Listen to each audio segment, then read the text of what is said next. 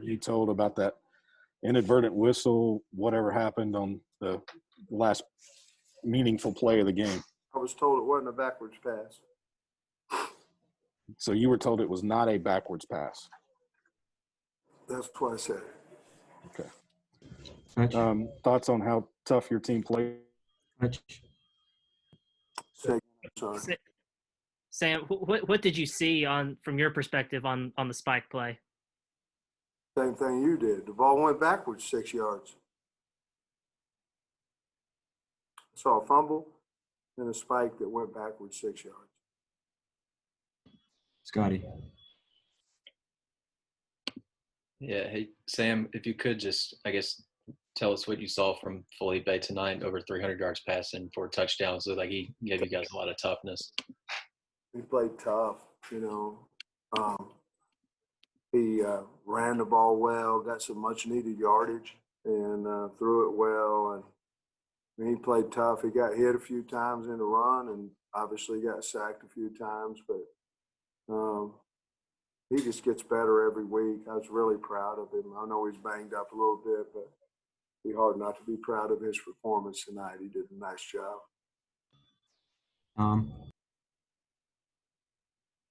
Sam, not much offense in the first quarter, but you really got it cranked up after that. What changed? What did y'all start doing? Yeah, I don't know.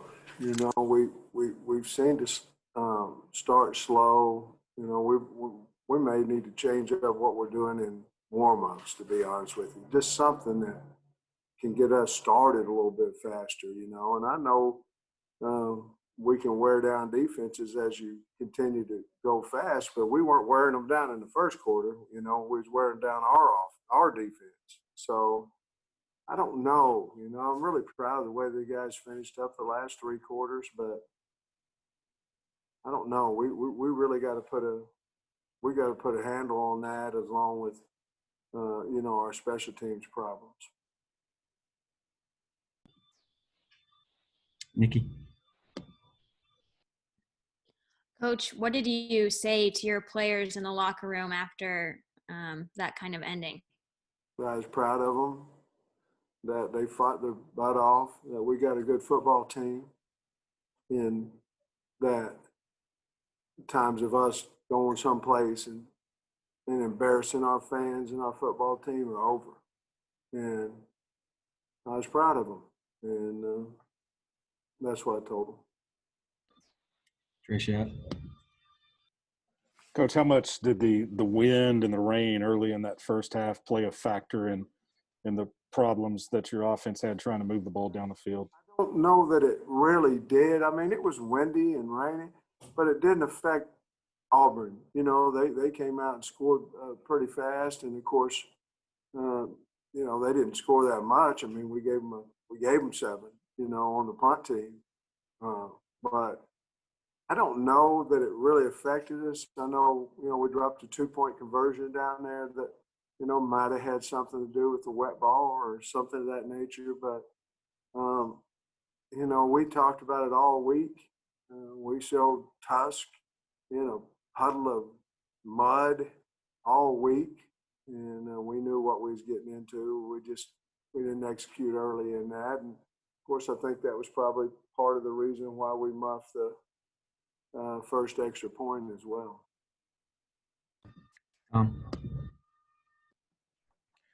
The stuff to Devion Warren, can you speak to what he did for you today? Well, he plays extremely hard.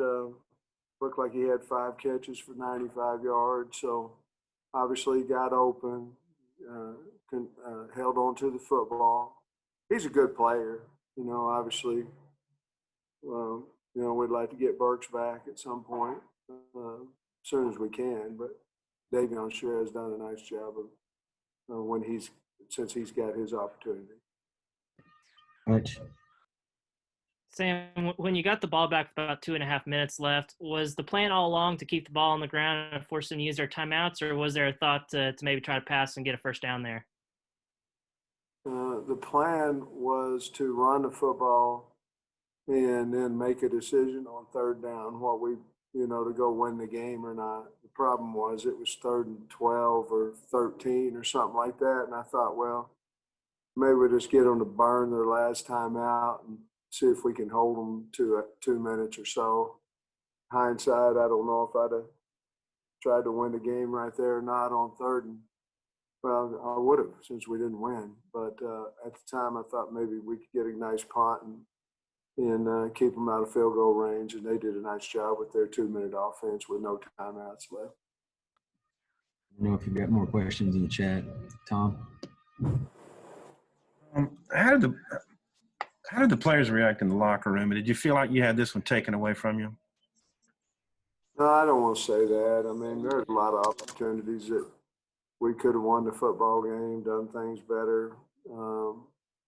But the players were like you'd think. You know, last week we were jovial and cheerful, and this week they were down and they were hurting.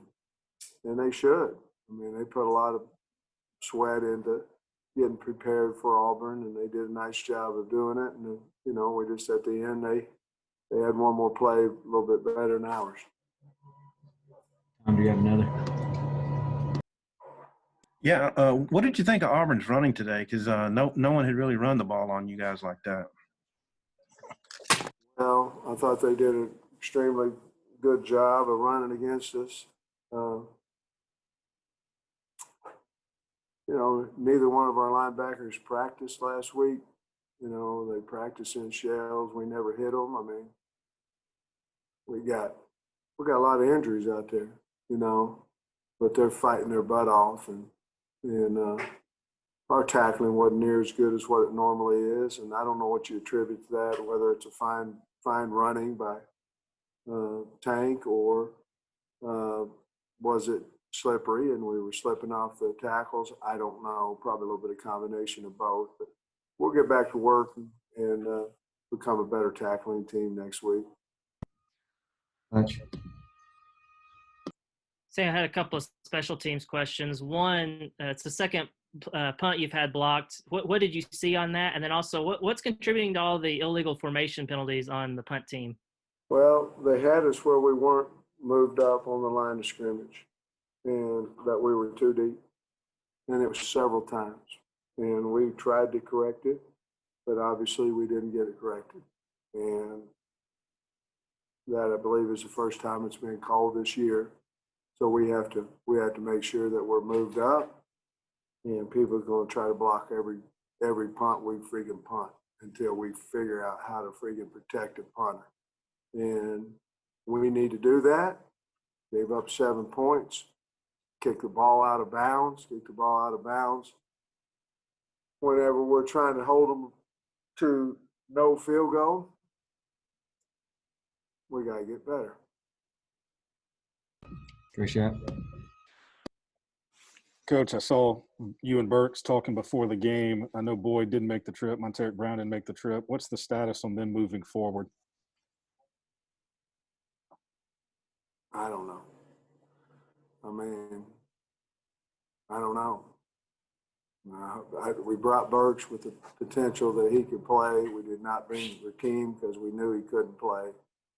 Mo Brown we did not bring because we knew he couldn't play. But, I mean, I really don't know. If there's a chance that they can play, we bring them on a trip. And if there's not, then we have them stay home and get treatment. So I'm honest with you here. I don't have a clue when they'll be back. Last one, Trey B. Yeah, Coach. Sorry, I missed the. I guess I missed the very beginning of this, but has he talked about the call at the end? Okay. Yeah. I'll let somebody else have it. Well. Go ahead, Trey.